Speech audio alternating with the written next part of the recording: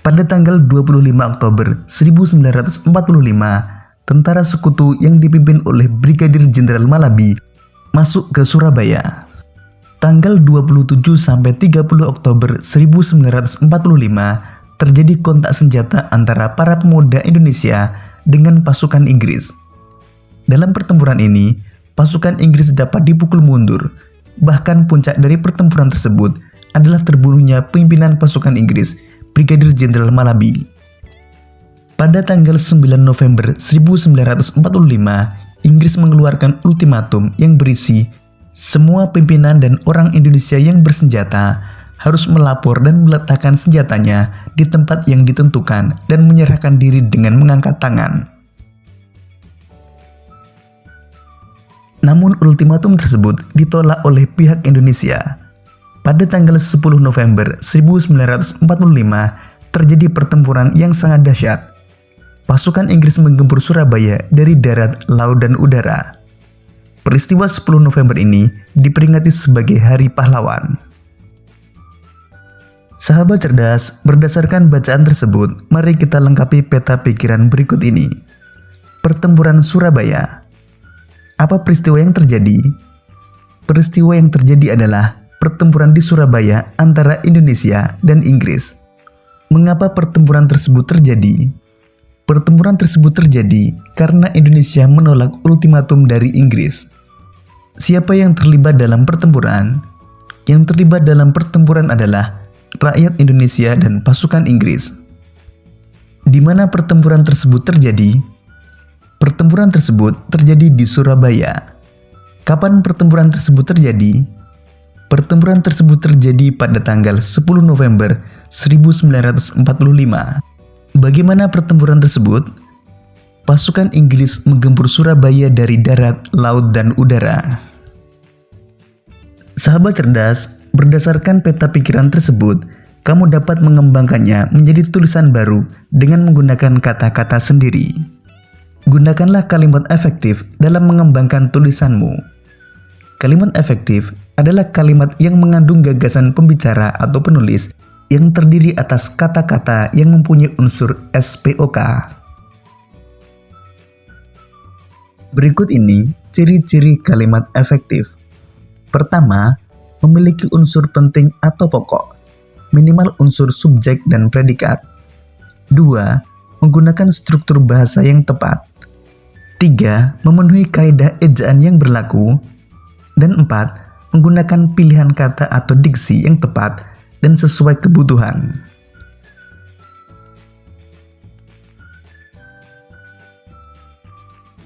Sahabat cerdas, perjuangan dalam mempertahankan kemerdekaan Indonesia tidak dapat dilakukan sendiri-sendiri. Sangat diperlukan kerjasama dan persatuan dari seluruh rakyat Indonesia agar cita-cita untuk menjadi bangsa yang bebas dan merdeka dapat tercapai. Sahabat cerdas, dari peristiwa pertempuran Surabaya, kita mengetahui bahwa persatuan dan kerjasama menjadi salah satu faktor yang membuat bangsa Indonesia mampu mempertahankan kemerdekaannya. Sahabat cerdas, pertempuran Surabaya adalah satu dari sekian banyak upaya yang dilakukan oleh bangsa Indonesia dalam mempertahankan kemerdekaan Indonesia. Masih banyak perjuangan lain yang dilakukan di berbagai daerah, misalnya pertempuran Ambarawa, pertempuran Medan Area, Bandung Lautan Api, agresi militer Belanda I, dan agresi militer Belanda II.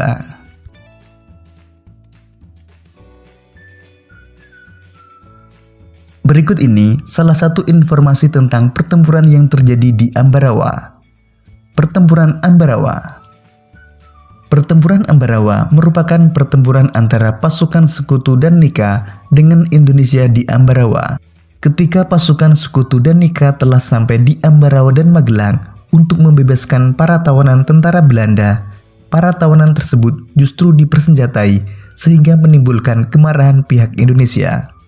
Pada tanggal 12 Desember 1945, pertempuran berkobar di Ambarawa.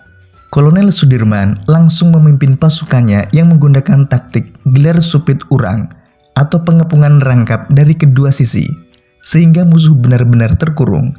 Setelah bertempur selama 4 hari, Pada tanggal 15 Desember 1945, pertempuran berakhir. Indonesia berhasil merebut Ambarawa dan sekutu dibuat mundur. Sahabat cerdas, setelah belajar tentang sejarah perjuangan mempertahankan kemerdekaan, sekarang kamu akan mempelajari tentang cara hewan menyesuaikan diri dengan lingkungan tempat tinggalnya. Ciri-ciri hewan dan habitatnya. Amati gambar berikut ini. Ayam, bebek, ikan, dan cecak. Apakah kamu mengetahui ciri-ciri hewan tersebut? Dan apakah kamu juga mengetahui ciri-ciri tempat tinggalnya? Sahabat cerdas, sekarang mari kita lengkapi peta pikiran berikut ini. Ciri-ciri hewan dan habitatnya. Pertama, ayam. Ciri-ciri hewan: memiliki paruh runcing, berkaki dua, memiliki sayap, dan berkembang biak dengan bertelur. Ciri-ciri habitat: daratan yang lapang seperti pekarangan belakang rumah. Kedua, bebek. Ciri-ciri hewan: memiliki paruh berbentuk sudu, leher panjang, kaki berselaput, bulu berlapis lilin, dan berkembang biak dengan bertelur. Ciri-ciri habitat: di darat, seperti di daerah kering maupun air, serta daerah berlumpur. Ketiga, ikan.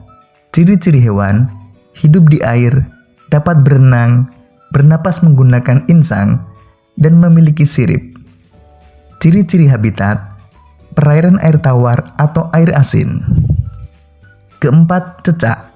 Ciri-ciri hewan: bertelur, memiliki perekat pada kakinya, melindungi diri dengan memutuskan ekornya.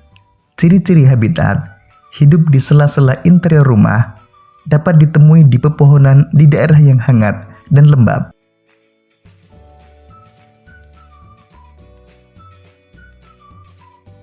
Sahabat cerdas, setiap habitat memiliki ciri-ciri yang berbeda seperti struktur alam, ancaman, dan sumber makanan bagi yang hidup di dalamnya.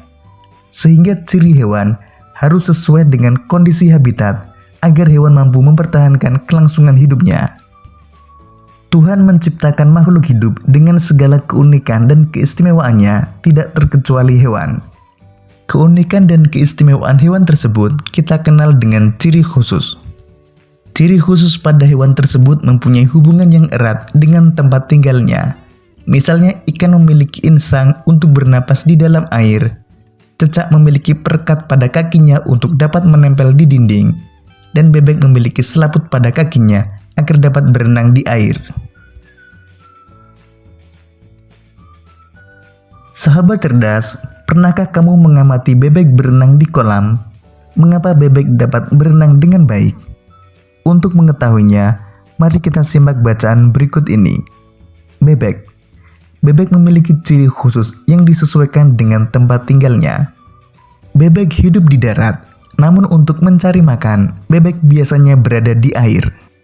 Ciri khusus yang dimiliki bebek untuk mencari makan berupa paruh yang agak panjang dan lebar pada bagian ujungnya. Bebek mencari makan di air seperti kolam, sungai, sawah, atau danau yang dangkal. Bulu bebek dilapisi oleh minyak sehingga tidak basah jika terkena air.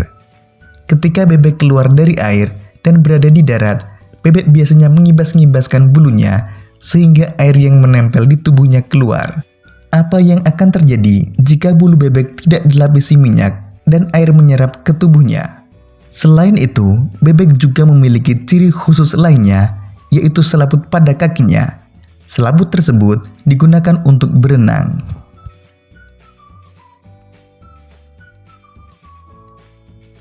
Sahabat cerdas, berikut ini beberapa ciri khusus hewan beserta habitatnya. Pertama, lebah. Ciri khusus: memiliki sengat pada ekornya, mempunyai sepasang antena reseptor, mempunyai sepasang mata majemuk dan 3 mata kecil, dan menghasilkan madu.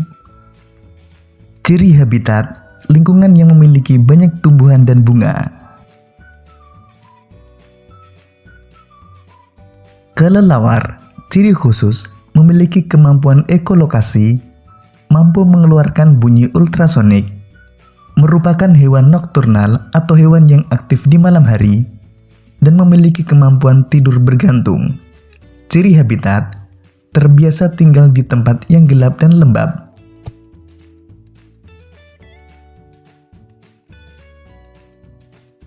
Bunglon, ciri khusus, mampu merubah warna tubuhnya sesuai dengan tempat dia berdiam atau berada, atau mimikri. Memiliki lidah yang panjang dan berfungsi untuk menangkap mangsanya meskipun di tempat yang jauh. Ciri habitat, biasanya bertempat di semak-semak, pepohonan, dan terkadang ada juga yang berada di bebatuan.